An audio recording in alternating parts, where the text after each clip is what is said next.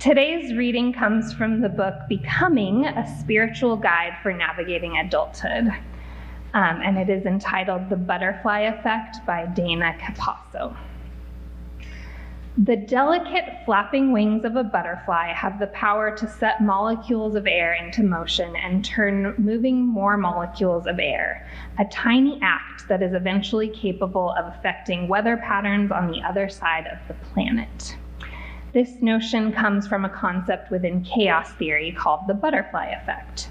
Simply, the butterfly effect refers to a phenomenon in our world in which a small change in one place can result in an equal or greater change elsewhere. This may seem crazy. A tiny butterfly changing global weather patterns? Not only is the butterfly effect a real scientific theory, but it's also an intriguing philosophical idea. I say all this because the butterfly effect affects the way I live my life and the decisions that I make in a way that no ideas about God ever have. I'm no meteorologist, nor am I well versed in entomology, but ever since learning about the butterfly effect, I've been attracted to it because it demonstrates an important principle that is often forgotten. Namely, each of our actions has effects that are more profound than we think. Interconnection is a major theme found in nearly all of the world's religious and philosophical traditions. The interconnectedness of our universe is also one of the most significant revelations of physics. All components of matter are interconnected, interrelated, and interdependent. As Unitarian Universalists, we affirm and promote our responsibility to remain aware of interconnection through our seventh principle, or the newly adopted first value, respect for the interdependent web of all existence. Attention to interconnectivity reminds me, despite the many socio-political forces that work to divide us from one another, that I'm never alone in this world. It reminds me that each decision or action I make has reactions, and those reactions reverberate as waves moving back and forth across our globe. This compels me to live my life aware of the consequences of my daily actions, from the purchases I make to the personal interactions with others. I certainly do not always succeed, but I try. My awareness of interconnectivity and efforts to work against the illusion of division remain my most significant spiritual practice. This spiritual practice also gives me the ability to stand in awe of interconnection, in awe of the butterfly effect and the power that comes with it. On rare occasions, I am reminded to stop and appreciate the divinity of interconnectivity revealed before my very eyes. This, to me, is awe-inspiring. This, to me, is divine.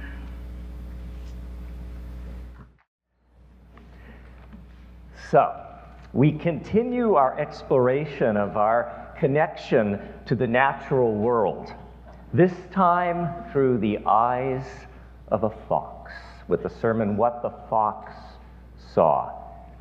In Native American, Japanese, Korean, and Chinese cultures, the fox is a symbol of good luck.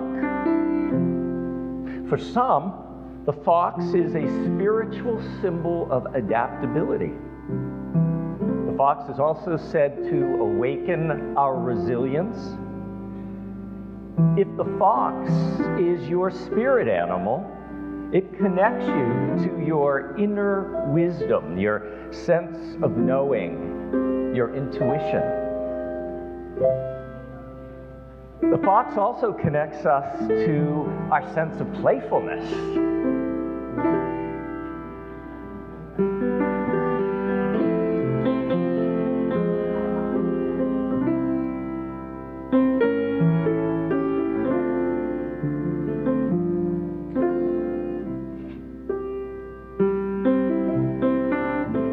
And the fox also grounds us in the seasonal rhythm of nature.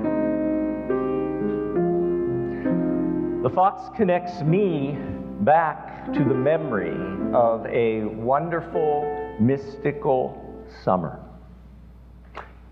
Inevitably, on that long ago summer in the nights, there would always be this this wonderful rush of red that would flash in front of my car's headlights. Fast-moving, blurred, but unmistakable. It was the small fox that lived in the woods behind the shed next to my garage. Hunting, no doubt. My car's arrival in the driveway caused her to flee into the underbrush, to melt into the darkness, to return to the beauty and the drama of the night. And thus began our shared summer ritual. I'd pull into the driveway coming home from church in the evening. Headlights would catch her. She would dash away.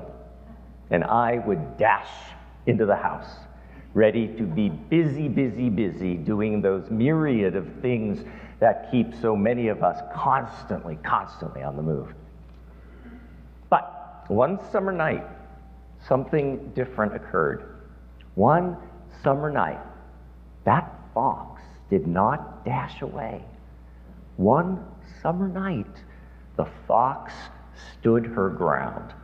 The fox stared me down. I watched her stand there to the left of the headlights. I watched her watching me, her body stiff, suspicious, ears alert, and nose all twitchy. We looked at each other. We breathed with each other for what seemed like this long, extended, suspended minute. Then she suddenly softened and glanced away. I saw her refocus on the small night dweller she had been stalking. The young rabbit was unmoving, frozen at the spot where the sidewalk met the closed fence gate. Either because of senses heightened by the connectedness of that moment, or because of my imagination unleashed by my desire to be fully in the moment on that summer night, I heard the rapid, hunt-accelerated heartbeat of the fox. I could see the thump, thump, thump of her heart pulsing under her full red coat. I could sense the even faster pulse of her intended prey as the young rabbit waited there at that threshold between life and death. Shadows shifted as night clouds danced between the earth and the full moon. Breeze quickened, branches moved, leaves rustled, crickets chirped, mosquitoes whined, bats darted, owl hooted, fox leapt, rabbit fled, rabbit free. How real, how incredibly vibrant, how alive it all seemed. I felt so lucky. No, I felt blessed to be there, to be present, to witness, no, to be a part of nature aligning itself into this one magnificent, sense-filled moment. Have anybody else had that kind of experience in nature? They just say, okay. Now, of course, reveling in that moment, I was forgetting at the time that every night contains such life and death and beauty and fullness. This so-called moment was not a moment at all, but what every season offers, what every summer offers in some shape and form, every minute of every night and every day. I had just happened to look and listen, to notice, to become aware. That fox had showed me the world through her eyes. It was a world that was always there. It was a world that is always here. The great Unitarian philosopher Henry David Thoreau once wrote in his journal, "The question is not what you look at, but what you see." Could everybody say that with me, please? The question is not what you look at, but what you see. Now, I want to take a moment to acknowledge that the focus on eyesight and seeing is language that could exclude those of us who have impaired vision. So if that resonates with you, I ask your forgiveness for using this image of seeing, and I invite you, if you're willing, to think of sight in a more metaphorical sense. So back to Thoreau's quote. The question is not what you look at, but what you see. Picking up on this, Unitarian Universalist minister Victoria Safford says, to see, to simply look and see, is an intentional choice. To see with open eyes or open heart is a spiritual practice and thus a risk, for it can open you to ways of knowing the world and loving it. I think that's what author Mary Oliver is getting at in her poem entitled Mindful. She writes, "Every day, I see or hear something that more or less kills me with delight, that leaves me like a needle in the haystack of light. It is what I was born for, to look, to listen, to lose myself inside this soft world, to instruct myself over and over in joy and acclamation. Nor am I talking about the exceptional, the fearful, the dreadful, the very extraordinary, but I'm talking of the ordinary, the common, the daily presentations. How can you help but grow wise with such teachings as these? The untrimmable light of the world, the ocean's shine, the prayers that are made out of grass." Imagine that. Every day, we can see something that more or less kills us with delight. And yet, as Henry David Thoreau puts it, so much of our lives are lived in some sort of quiet desperation, with very little time or opportunity taken to look, to listen, to lose ourselves inside this world. The natural world is calling to you right in this moment, right outside this door, in this freshly born season of summer, and it says, I've given you another chance, another opportunity, a bit more time. Even it is simply looking out your window and seeing the sunlight dance on a single green leaf on the crepe myrtle tree, or listening, truly listening and hearing the golden-crowned sparrow singing outside that tree, in that tree, or touching the lovely sunflower that's been brought to your bedside, or smelling the fresh coolness of Fresno's evening breeze, although there was not one last night. Or one of my favorite things about summer in Fresno, tasting that fresh crispness of Fresno state corn picked just hours earlier and then smothered in so much butter.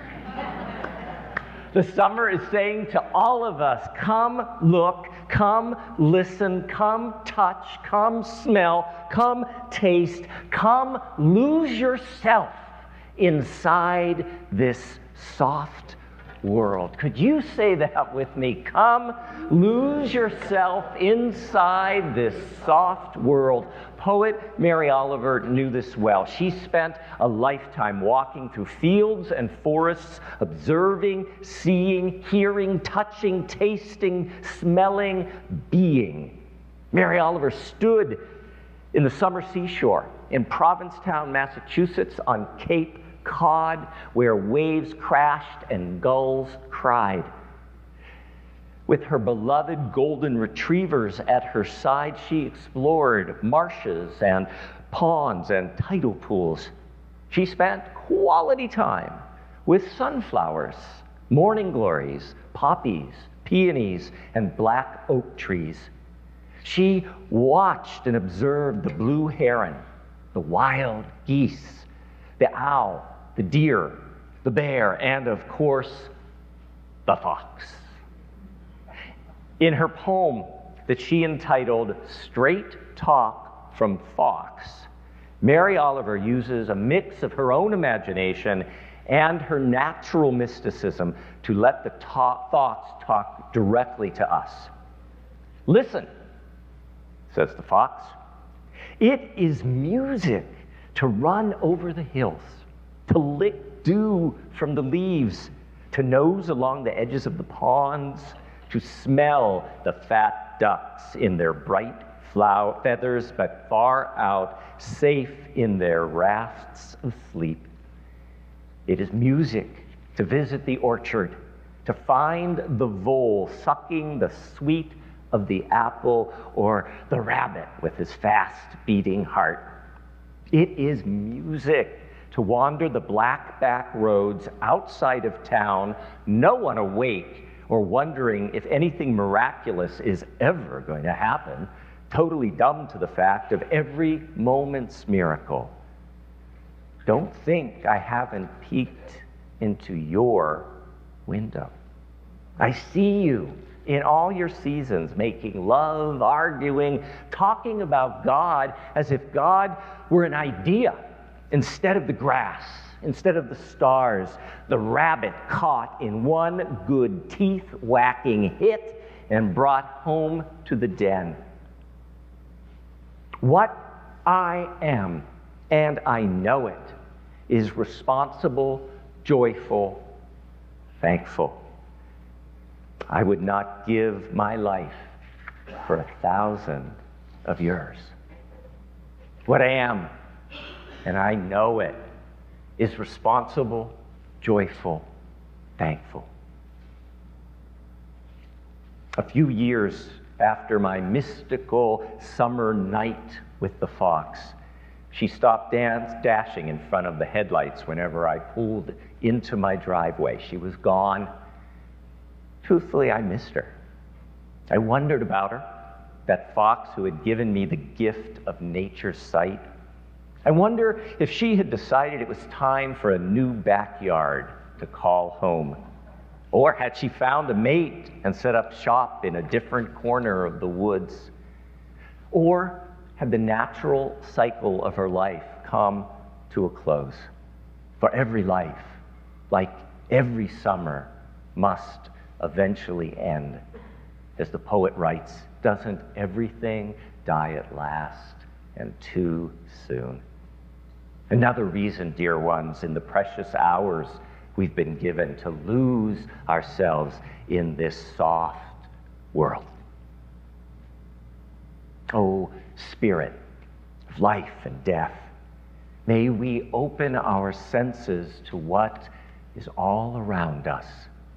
May we perceive the vividness of this, our natural world.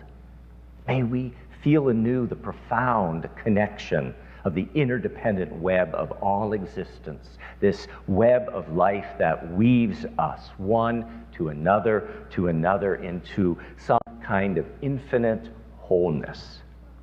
May we sense with our souls the heartbeat of all, the rising and falling, the awakening and growing, the living, the dying. In these precious hours we've been given, may we, like the fox, look, listen, and lose ourself inside this soft world, inside this fresh, new summer. Que así sea, bendito sea. May it be so. Blessed be. Amen.